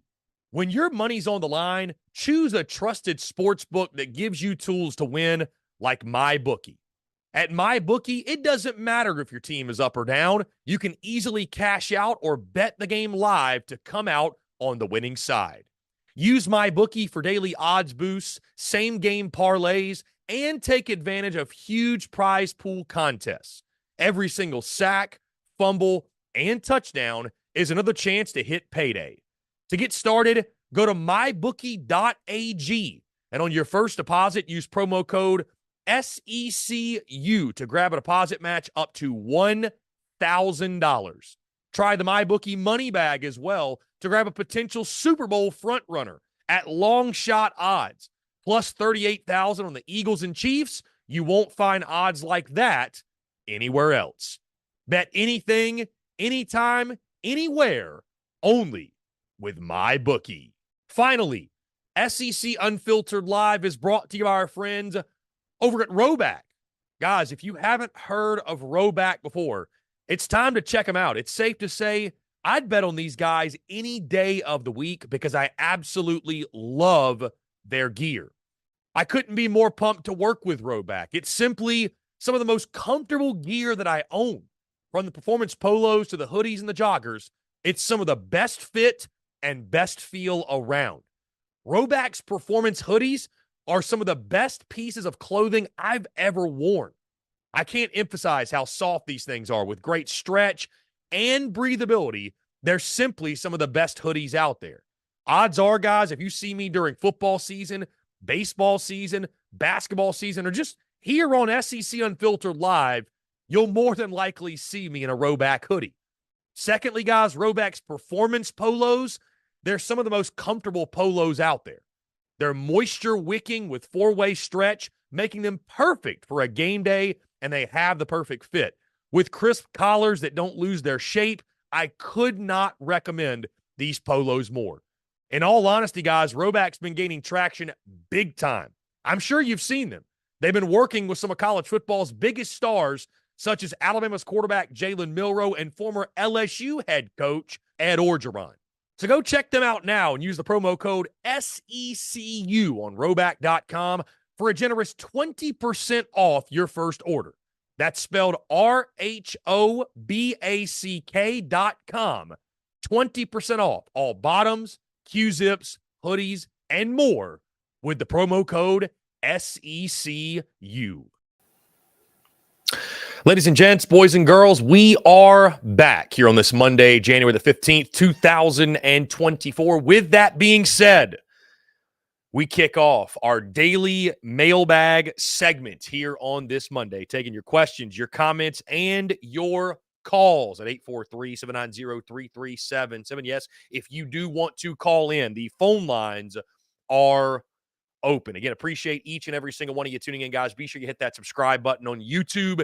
Hit that bell icon so you get notifications of when we go live and when we drop new video content as well. Also, guys, be sure to subscribe to the podcast, iTunes, Spotify, Google Podcasts, wherever you get your podcasts. And stay tuned across social media, X, Facebook, Instagram, TikTok, you name it, we are there. Also, guys, stay tuned as we continue to boost our SEC Unfiltered staff. We will be featuring and building out and adding shows to the SEC Unfiltered network. So, obviously, right now, it's a lot of yours truly. It's not going to be that way for forever. We are adding other shows. We're going to have an expanded catalog of content from a team of contributors to, again, 4 or 5 or 6 or maybe even more other shows on the network. So, again, just stay tuned for that, guys. It's going to be a lot of fun, going to be awesome. Cannot wait. We're actually, guys, believe it or not, right now in the works of adding another daily live show to the SEC Unfiltered network that'll air probably right after we go off here, beginning at 2 o'clock. So going to be a lot of fun, guys. Again, just stay tuned for that. Really, really looking forward to getting that up and running, and we continue to grow and scale and expand this thing. We've got really exciting developments that I know you guys will all enjoy. That being said, guys, let's go back top of the show and take some of your questions, if you will. We start with Justin Langford, who says, Gilbert Edmond is back in the Garnet and Black again. Glad to have him back. I think he saw some of the things the same way they're here and realized he should have stayed home and been with the 2023 defense for South Carolina. Yeah, so Gilbert Edmond, former South Carolina edge, was back in the portal and is now back at South Carolina, which, you know, I mean, it's an interesting move. It's, here's what I'll say. I think it's a move to where you've really got to take any of the personal out of sports and look at it purely as business, right? Purely as business. It's purely a business transaction. Because I'll admit, guys, and one of the biggest reasons why I did not do a segment on this today is sometimes when you don't have anything all that nice to say, you just don't say much at all. And so admittedly, when I first saw things, I thought for Shane Beamer and company, and then there's rumors that Jordan Birch might be coming back to South Carolina. I heard that this morning. I don't know if that's got any real legs or not, or if that's just rumor, but you know, I don't know, man. It's you allow guys to burn bridges, to leave for more money, and then come back. You know, I think that's a decision. No matter who the school is or who the coaching staff is or who the player is, you got to make the best possible decision you can for you and your program. And what I say doesn't really matter all that much of whether I would take a guy back because it's not my program. I'm not the head coach. But I wouldn't take a guy like that back personally. Not for an average player, which is what Gilbert Edmond is. I mean, let's just call it what it is. He's an average player. Depth piece, but an average player. So it's an interesting move. I'll just leave it at that. It's an interesting move by Shane Beamer and company. But I think in this transfer portal era, guys, as long as it doesn't compromise your culture and your team has no problem with it, then, you know, add freely. And I think probably, too, guys, we are at a point where I doubt anybody much cares. I think that we're more so at a point in college football where guys look around and say, hey, I'd be doing the same thing he's doing if I was good enough and I had the demand. Like, you know what I mean? So I don't really know that it really matters that if a guy transfers in and out like a free agent or comes back or, you know, he realizes the grass isn't greener, so he comes back to whatever. I just know from me personally, if I was a coach, unless they were a star and that was worth taking the risk of taking the player back, I probably wouldn't do it. That's just me, though. That's just me. So, anyways, though, for South Carolina, that beside the point, Gamecocks do get depth on the defensive front at the edge spot, which they needed, guys. Lots of portal movement, by the way, over the weekend. Isaiah Bond commits to Texas. That one is, that happened with the quickness, right? I thought what was interesting, him saying that Kalen DeBoer called him and he didn't even take the call. Didn't even take the call, right? A big pickup for, I'm just going through, which, guys, I don't post every single transfer portal happening anymore because it's impossible to keep up with it all. Like, really, truly it is. Today, actually, Texas transfer defensive back Jaron Thompson committed to Auburn. 175 tackles, 5 picks in his career. Nice pickup there for the Auburn Tigers. Let's see. Cam Banks, the defensive back, just committed 20 hours ago, yesterday, to Ole Miss. So Ole Miss keeps rolling in the portal. Colorado State quarterback transfer Clay Millen is going to Florida. Amari Niblack, we're starting to see, right, the fallout from Alabama, guys into the portal. So it's a lot to keep up with, right? There's a lot of madness when it comes to the portal. But, I don't know, man. I say this, and every situation is different. But I think when you're a coach and you have a guy that's an average player that dips out, goes to the portal, and then you take him back the next year, that screams desperation to me. That does. It screams desperation. But I guess as long as it doesn't compromise your culture or your locker room, then so be it. So I don't know, guys. It's interesting moves being made, no doubt. Interesting moves being made. Let's see. Ben DeRosa, Scott Strickland to Texas A&M. The Ross B. York stuff leaving a ripple effect. No doubt. No doubt. Guys, 843-790-3377. You can call that number. You can text that number. Whatever you like, guys. In case you missed it, we are now taking calls yet again on our live show. No more voicemails. We're taking calls live on air. You can call in, chime in. For those new to the show, guys, you want to chime in and leave us your thoughts, your opinions, what have you. Would love to have you do so. It's a lot of fun.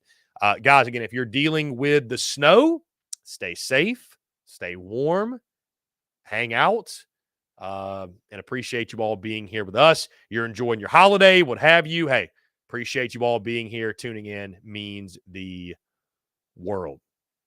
So, going back through your questions. Happy Monday to you all. Yeah, it's an interesting Monday when you got football at 4:30, right? 4:30 on a Monday.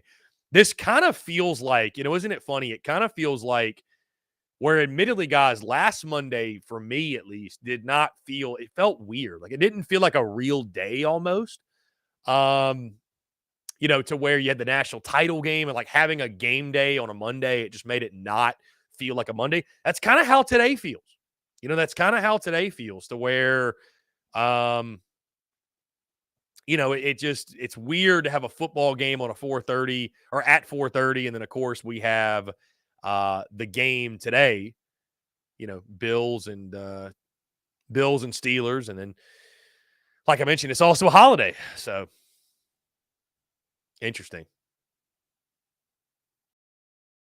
Is Scott Strickland actually entertaining is he actually entertaining the A&M job? Gator fans will probably be thrilled if that were the case. They're not huge fans of him. So, let's see. Billy Cotton says, Chris, why did Shane Beamer keep Clayton White? I have no idea. That's a great question, Billy. I genuinely have no clue, my friend. I genuinely have no clue. Coaches,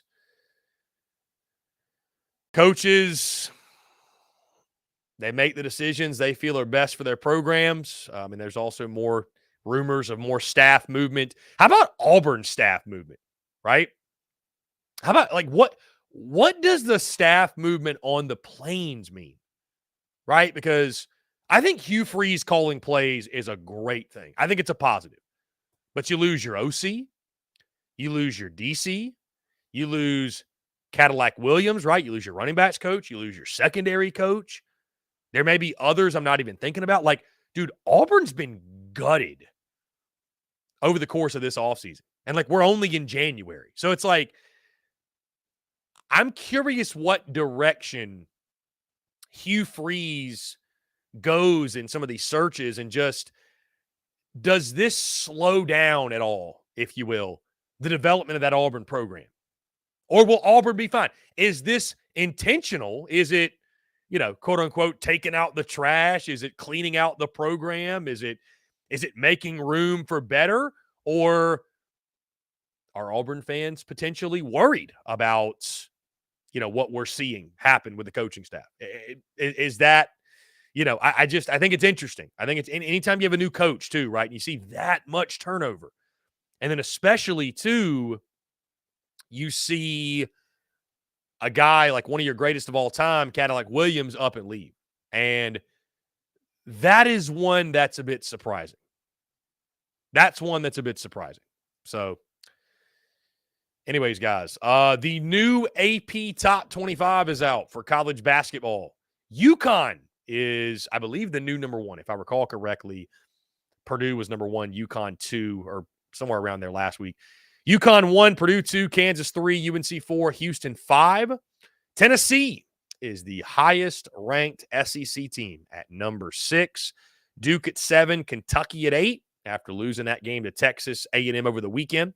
Baylor at 9, Memphis 10, Wisconsin 11, Arizona 12, Auburn at number 13, Illinois 14, Oklahoma 15, Utah State 16, Marquette 17, Creighton 18, TCU 19, BYU 20, Dayton 21. How about Ole Miss 22nd, FAU 23, Iowa State 24, and Texas Tech at number 25.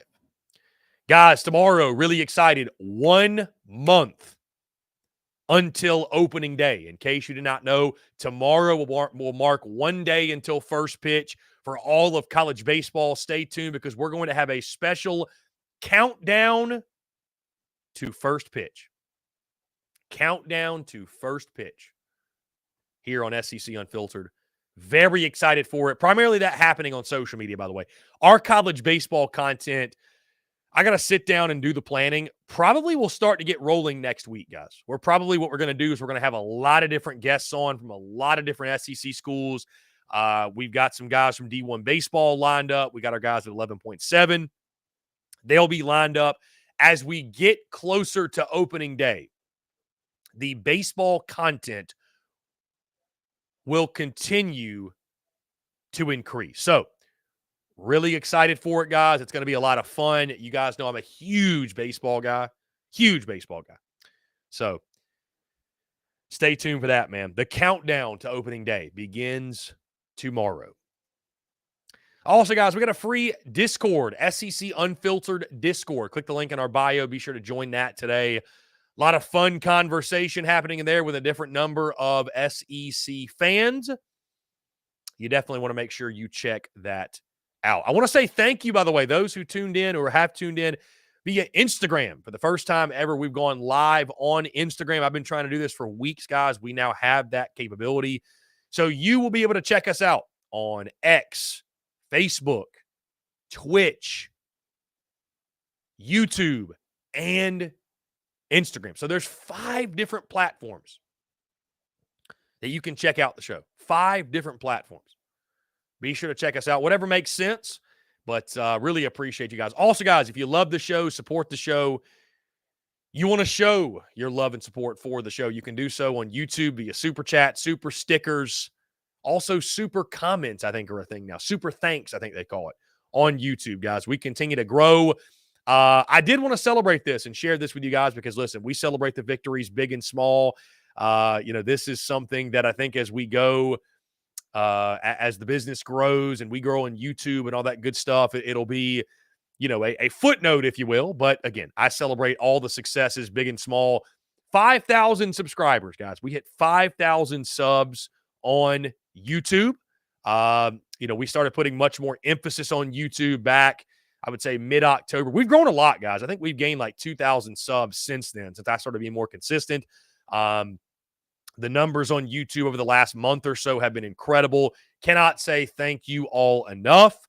And yeah, we hit 5,000 subscribers. So hopefully this time next year, we're talking about hitting 50,000 subscribers or what have you. But can't say thank you guys enough, man. It's truly awesome, and really happy that we've enhanced and increased the YouTube content, and we're only going to continue to do so day after day after day. And of course, adding other shows and adding other content.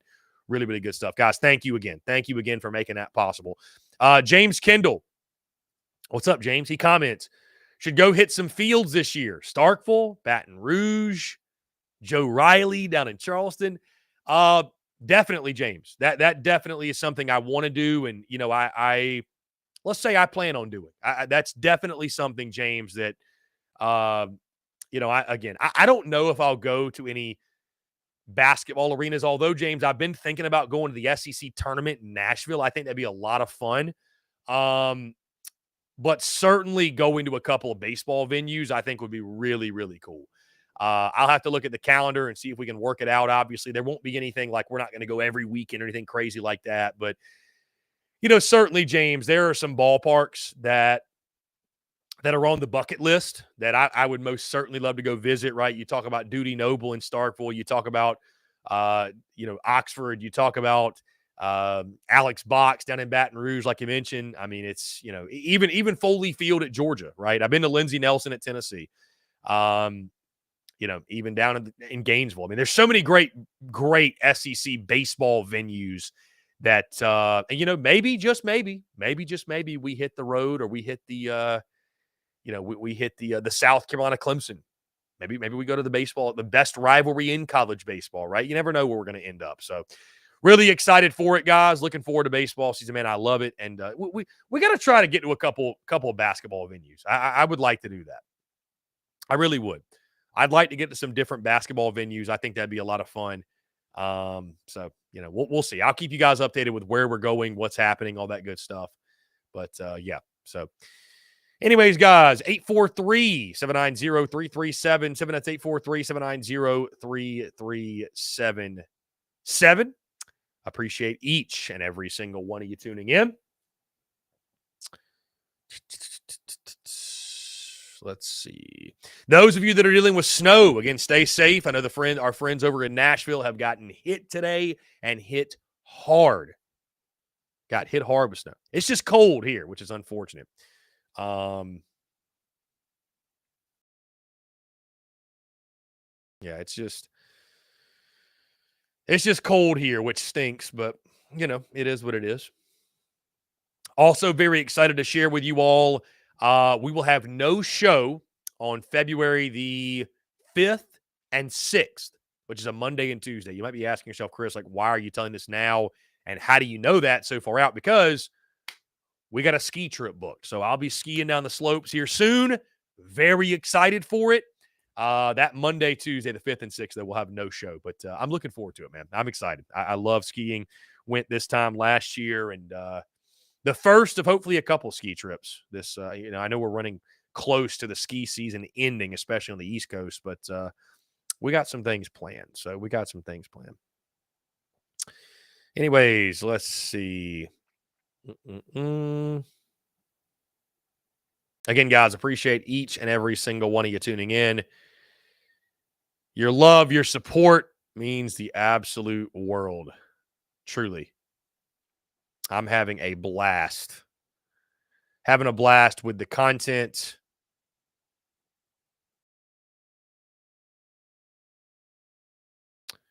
It looks like it's snowing all over the Southeast, just not in the state of South Carolina. So, oh well. Oh well. How are you guys enjoying your day off? I'd assume most of you have the day off. Is there anything in particular that's going on? Ben DeRosa said Eli Jones for the Golden Spikes Award. Cy Young Award winner, Eli Jones. Ethan K says best sports week ever for Michigan and Lions fans. Ethan, that is a very good point. How about the Lions, dude? How about the Lions? I am honestly so happy for Lions fans. I'm so happy the Lions won. So happy for them. That would have been a brutal way to in the season. Like nobody deserves that, right? Lions fans don't deserve that. They wouldn't have deserved Matthew Stafford beating him at their place. Danny Fedorsky on Instagram. We're actually taking an Instagram comment. He says, favorite game you watched this past season. Favorite game that I watched this past season. Let's go regular season. This might surprise you because obviously last regular season, we were still the Spurs Up Show venture, okay? But South Carolina's season wasn't a whole lot to brag about. There wasn't a whole lot that was fun. I'll be totally honest with you. The most fun, admittedly, that I had watching a game during the 2023 regular season, college football regular season, was LSU Alabama. That was the most fun I had watching a game. Because when you're sitting there watching South Carolina on a week in, week out basis, and then you watch a game like that, you're like, holy hell, this is a different level of football.